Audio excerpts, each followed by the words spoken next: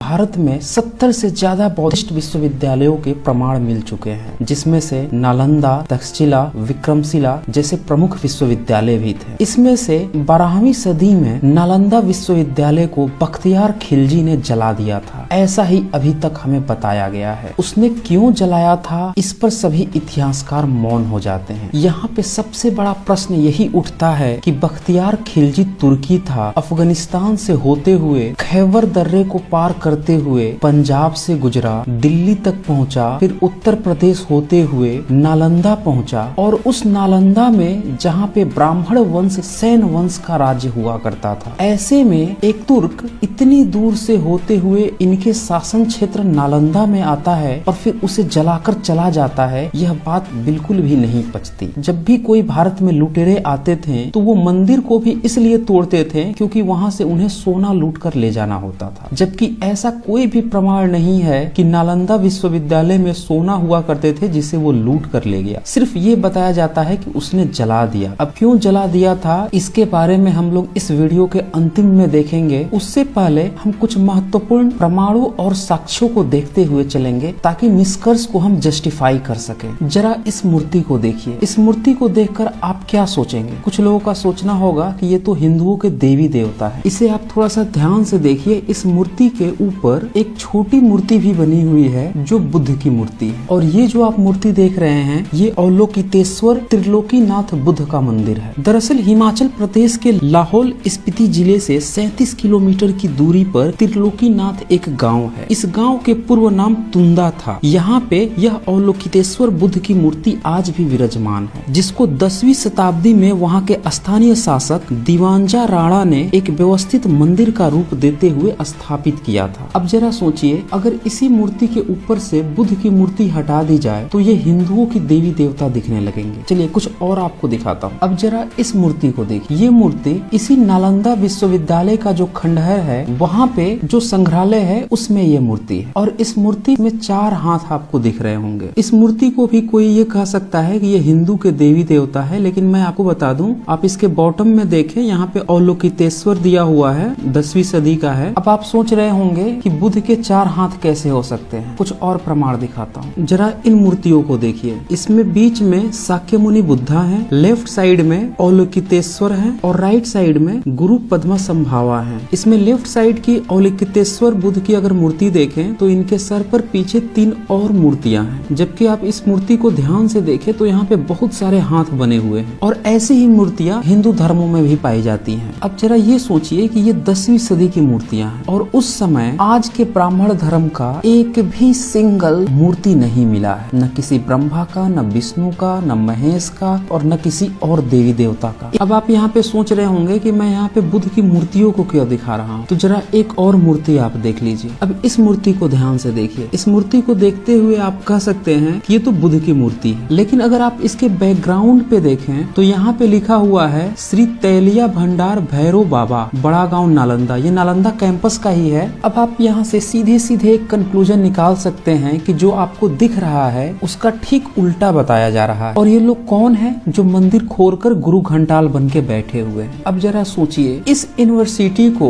19वीं सदी में पहली बार अलेक्जेंडर कर्निघन ने खोजा था, और ये गुरु घंटाल तब कहाँ थे? जो लोग हजारों और लाखों साल पुराना अपने धर्म ग्रंथ बताते हैं कि तब से ये होते हुए आए हैं, उन लोगों को भारत के इस ज्ञान विज्ञान केंद्र का पता न था। और जब एक अंग्रेज ने इसे 19वीं सदी में खोज निकाला तब वहाँ पे एक बुद्ध की मूर्ति बैठाकर उसे भैरव बाबा बता रहे हैं। जरा सोचिए, ये षड्यंत्र नहीं है तो और क्या है? आपको इतिहास का पता कैसे चलेगा? आखिर इतिहास होता क्या है? यहाँ पे मुझे डॉक्टर भीमराव अंबेडकर जी का एक कोट याद आता है। उन्होंने कहा था, जिस कौम को अपना इतिहास नहीं पता हो वह कभी इतिहास नहीं रच सकती। तो फिर इतिहास का पता चले कैसे? क्या सत्य है, क्या गलत है? जो आपको इतिहास बताने बैठे हैं वो तो कुछ और ही बताए जा रहे हैं। ऐसे में यह समझना जरूरी है कि इतिहास क्या होता है। दरअसल इतिहास को आप 3 भाग में डिवाइड कर सकते हैं। पहले भाग में मान्यतावादी लोग आते हैं। ये वो धार्मिक लोग हैं जो तरह तरह की फर्जी कथा कहानी बनाकर अपनी धार्मिक ठेकेदारी की दुकान चलाते हैं और अपनी इन बेसिर पैर की कथा कहानियों को इतिहास बताते फिरते हैं। दूसरे केस में पाठ्यक्रम की इतिहास की पुस्तकें हैं जो सरकार द्वारा संचालित होती है और जो राजनीति की शिकार हो जाती हैं। जो सरकार आती है वैसा ही वो इतिहास पढ़वाने लगती है। तीसरे कैटेगरी में पुरातत्व इतिहास आता है। इसमें जो इतिहास लिखा जाता है वो जो भी उत्खनन के दौरान प्रमाण मिलते हैं या समकालीन जो नोट्स मिलते हैं उन दोनों का मिलान कर वेरिफिकेशन कर जो इतिहास बनता है उसे प्रस्तुत किया जाता है और यही पिछले दोनों की तुलना में सबसे ज्यादा प्रामाणिक होता है। अब आपको तय करना है कि आप प्रामाणिक इतिहास पढ़ना चाहते हैं या इन गुरु घंटालों की कथा कहानी को इतिहास समझकर वास्तविक इतिहास से दूर रहना चाहते हैं। ऐसे ही पुरातात्विक इतिहासकारों में एक इतिहासकार हैं राजीव पटेल जी, जिनकी अभी एक किताब आई है वैदिक युग का घालमेल। यह बहुत ही बेहतरीन पुस्तक है, इसे आप सभी को जरूर पढ़ना चाहिए। इसका मैंने डिस्क्रिप्शन में लिंक दे दिया है और उसी के रेफरेंस से मैं यहाँ पे नालंदा विश्वविद्यालय का वास्तविक कारण क्या था उसके बारे में बताऊंगा। दरअसल नालंदा विश्वविद्यालय वर्तमान बिहार राज्य में पटना से 88.5 किलोमीटर दक्षिण पूर्व और राजगीर से 11.5 किलोमीटर उत्तर में एक गांव है, वहीं पे यह स्थित है। 19वीं सदी में अलेक्जेंडर कर्निघन ने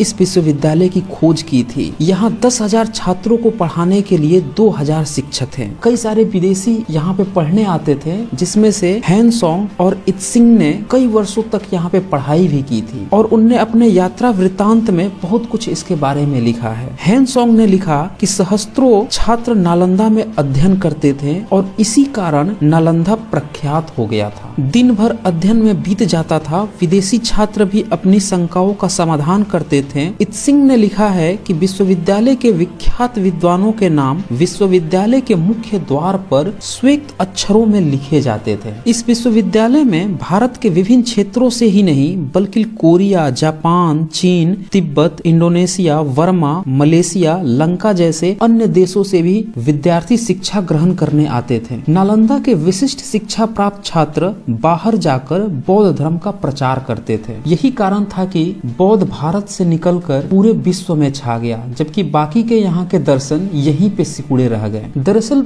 बाकी किसी भी धर्म, मजहब, रिलीजन ने रिसर्च को प्रोत्साहन नहीं दिया, जबकि बौद्ध मार्ग ही एक ऐसा देखने को मिला जिसमें कि इतने सारे विश्वविद्यालय अंतर्राष्ट्रीय स्तर के पाए गए। शायद इसका मुख्य कारण यही था कि इसमें स्वविवेक को इस्तेमाल करने की प्रेरणा दी गई थी। यह विश्व का प्रथम पूर्णतः आवासीय विश्वविद्यालय था। अत्यंत सुनियोजित ढंग से और विस्तृत क्षेत्र में बना हुआ यह विश्वविद्यालय स्थापत्य कला का अद्भुत नमूना था। इसका पूरा परिसर एक विशाल दीवार से घिरा हुआ था, जिसमें प्रवेश के लिए एक मुख्य द्वार था। उत्तर से दक्षिण की ओर मठों की कतार थी और इनके सामने अनेक भव्य स्तूप और विहार थे। इन सभी स्तूपों में भगवान बुद्ध की विभिन्न मुद्राओं में मूर्तियां बनी हुई हैं। यहाँ पे एक बात ध्यान दीजिएगा कि यहाँ पे बुद्ध के लिए भगवान शब्द यूज किया गया है और भगवान का मतलब जो हिंदी का भगवान है ईश्वर वो नहीं होता है। पाली में भगवान का मतलब होता है जो अपने अंदर के विकारों को मार दे, यानी कि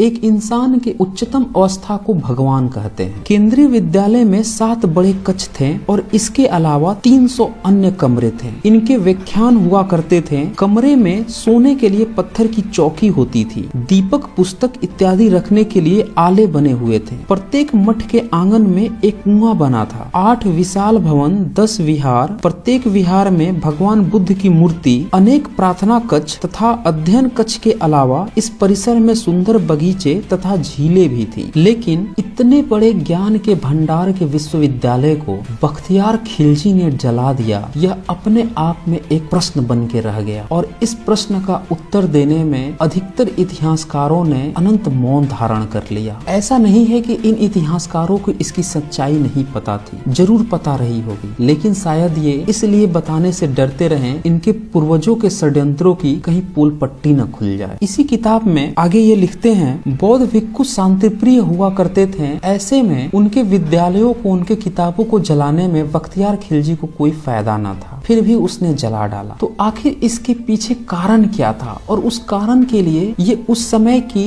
जो राजनीतिक भूमिका थी राजाओं की, उसके बारे में भी बताते हैं। ये बताते हैं कि आज के बिहार और बंगाल वाले भाग पर 12वीं शताब्दी के मध्य तक पाल वंश के अंतिम शासक गोविंद पाल की सत्ता थी। वो बौद्धिस्ट थे। उसके तुरंत बाद इस क्षेत्र की सत्ता सेन वंश, जो कि ब्राह्मण वंश था, उसने पाल वंश को पराजित करते हुए उस क्षेत्र को अपने कब्जे में ले लिया। ये वही ब्राह्मण सेन वंश था जिसने ब्राह्मणी मान्यता के अनुसार सबसे ज्यादा मंदिर बनवाए और जितने भी बौद्ध मठ थे उन सबका ब्राह्मणीकरण किया था। अब आप लोग स्वयं सोचें कि उस समय नालंदा क्षेत्र का शासक लक्ष्मण सेन, जो कि ब्राह्मण वंश का था, उसने बख्तियार खिलजी का विरोध क्यों नहीं किया, जबकि महाविहार 6 महीने तक लगातार जलता रहा। बौद्ध भिक्षु मार दिए गए, स्थानीय जमींदार और राजा द्वारा आग बुझाने का प्रयास भी नहीं किया गया, और न ही ऐसा कोई प्रमाण मिलता है कि वहाँ के जितने भी आचार्य प्रचार्य थे उनको किसी ने बचाने का प्रयास किया। लेकिन अभी भी सवाल यही है कि जब बख्तियार को कोई फायदा नहीं था, फायदा यहाँ ब्राह्मण वंश को था, लेकिन जलाया तो बख्तियार ने, आखिर उसने ऐसा क्यों किया? तो इस पुस्तक में ये लिखते हैं कि 1210 ईस्वी के आसपास 1199 से 1203 के बीच में यह चलाया गया, और इसी के आसपास तबाकत ए नासिरी पुस्तक के लेखक मिनहास उस सिराज अपने किताब में लिखते हैं कि बख्तियार खिलजी को एक जानलेवा बीमारी हो गई थी। उसकी बीमारी को ठीक करने का दावा एक ब्राह्मण वैद्य ने किया और शर्त के रूप में महाविहार को जलाने की मांग रखी। जब उसकी दवाई से बख्तियार ठीक हो गया तो शर्त पूरा करने के लिए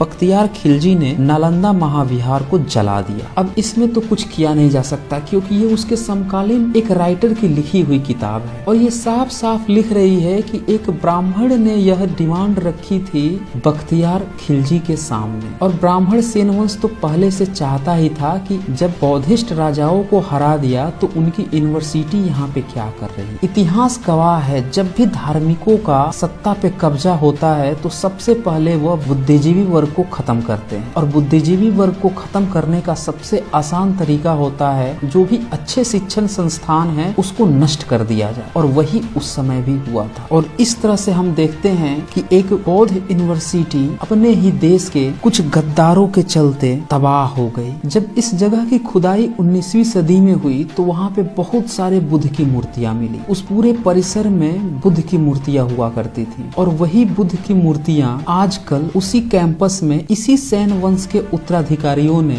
मंदिर बनाकर तैलिये बाबा और भैरव बाबा बताकर कब्जा लिए। तो इस तरह से एक नास्तिक बुद्ध, ज्ञानी बुद्ध को पहले धर्म बनाया गया, फिर उन्हें ब्रह्मा विष्णु महेश बना दिया गया, और फिर उनके नाम पर चढ़ावा चढ़ाने जाने लगे। जरा सोचिए, नालंदा विश्वविद्यालय से पहले वो बुद्ध थे और आज की डेट में वो तरह तरह के देवी देवता बन गए। ये है पाखंड धर्मों का। कल की डेट में जो हमारे महापुरुष हैं, यूनिवर्सिटीज के बाहर उनकी मूर्तियां लगती हैं या चौराहे पर लगती हैं, उनके ऊपर कोई मंदिर बना के और चढ़ावा लेने का धंधा शुरू कर दे और कहे हम इनके नाम पर एक धर्म चला दिए। वही हुआ बुद्ध के साथ भी, बुद्ध धर्म बना दिया। और जिन लोगों ने बुद्ध धर्म का विरोध किया तो फिर बुद्ध को ही सिंदूर, टीका, कपड़े बदलकर ब्रह्मा विष्णु महेश और दुर्गा और काली बना दिया। शुरू हो गया एक नया धंधा। तो ये है भारत का एक्चुअल इतिहास। आप समझ सकते हैं कि नालंदा विश्वविद्यालय जलाने के पीछे कितना बड़ा षड्यंत्र रहा था, कैसे एक मार्ग को धर्म में बदल दिया गया, और इस सच्चाई को दबाने के लिए तरह तरह की फालतू फालतू किताबें लिखी गई। एक खास बात इस नालंदा विश्वविद्यालय की ये रही कि यहाँ पे जो प्रमाण मिले हैं उसमें न तो संस्कृत मिला और न ही कोई धार्मिक ग्रंथ। और मिलता भी कहाँ से, क्योंकि ये सारी देवी देवता और ये कथा कहानी तो इस विश्वविद्यालय के नष्ट होने के बाद बनी है। वहाँ पे पाली के प्रमाण मिले हैं, वहाँ पे अन्य क्षेत्रीय भाषाओं के प्रमाण मिले, लेकिन संस्कृत का एक सिंगल प्रमाण नहीं मिला। तो इस तरह से ये पूरे के पूरे ढकोसले